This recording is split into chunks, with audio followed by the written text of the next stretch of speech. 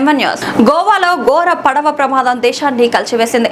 పర్యాటకులతో overload అయిన పడవ సముద్రంలో మునిగిపోవడంతో భారీ ప్రాణ నష్టం సంభవించింది. అధికారుల వివరాల ప్రకారం ఇప్పటివరకు 23 మంది మృతి చెందగా 40 మందిని సురక్షితంగా రక్షించారు. మరో 64 మంది గల్లంతైనట్లు సమాచారం. వారి కోసం కోస్ట్ గార్డ్, నౌకాదళం, విపత్తు నిర్వహణ బృందాలు గాలింపు చర్యలు కొనసాగిస్తున్నాయి. పడవ సామర్థ్యానికి మించి ప్రయాణికులను ఎక్కించడమే ప్రమాదానికి ప్రధాన కారణమని ప్రాథమిక విచారణలో తేలింది. భద్రతా నిబంధనల ఉల్లంఘన, అధిక లాభాల కోసం నిర్లక్ష్యం ఈ విషాదానికి దారితీసినట్లు తెలుస్తోంది. ఈ ఘటన పర్యాటక ప్రాంతాల్లో భద్రతా ప్రమాణాల అమలుపై మరోసారి ప్రశ్నలు లేవనెత్తింది.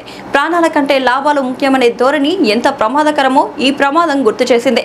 మరిన్ని వివరాలు తెలియాల్సి ఉంది.